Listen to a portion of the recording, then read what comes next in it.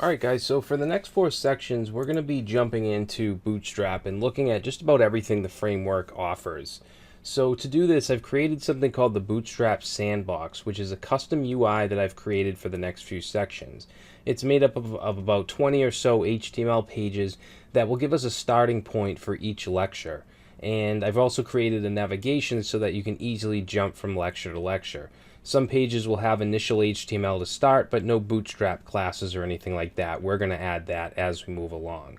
Okay, we're going to study all the classes, we're going to apply them to each page, and I think you'll have a fantastic reference at the end of this so that you can keep this sandbox and you can go back to it to look at class names and how things work and so on.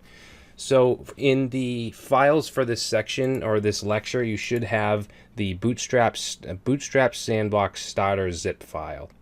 This is the absolute starting point. And if we open it up and look at it, you'll see there's a bunch of files. They're all labeled by lecture. For instance, the first one is going to be basic topography, and it's section 2, lecture 2.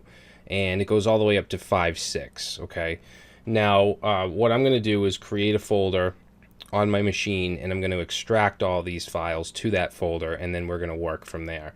Now, if you can't, for some reason you can't find this zip file in Udemy or whatever platform you're watching this course on, I'm going to put a link right down at the below with this video, and you'll be able to download the files there. Alright, so what I'm going to do is create a new folder. I'm going to put mine in my C drive, in users, Brad, and then projects. Okay, that's where I'm going to put everything for this course. So I'm going to create a new folder, and I'm going to call it Bootstrap _sandbox. And then I'm going to open the Bootstrap Sandbox starter zip file, and then bring all of those files into that folder, including the image folder.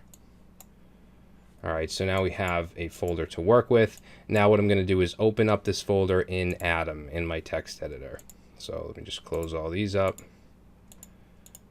And let's go ahead and say add project folder. And we're going to add Bootstrap Sandbox. And now you can see we have all the files on the side here.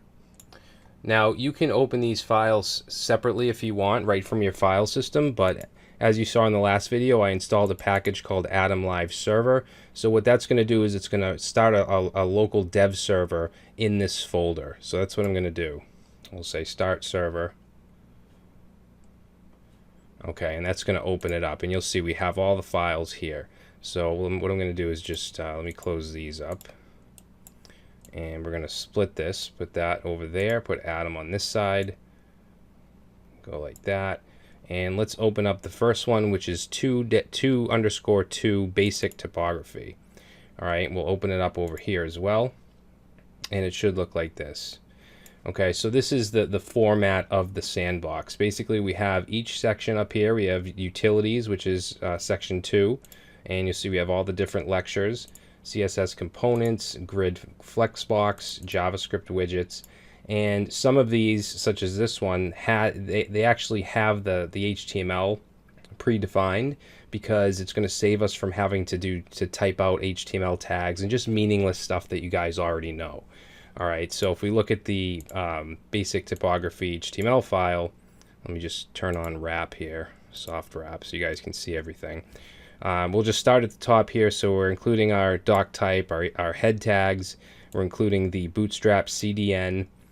We have a title, we have our header. Okay, the header is what is displaying the heading here, as well as all the buttons.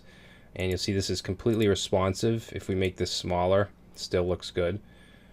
Alright, and then we have all the menu items. You don't really have to pay attention to any of this. If we keep going down, you'll see it where it says start here. I'm actually going to make this a little wider. We'll go like that. Alright, so where it says start here, this is where all of our lessons are going to start, or all of our lectures.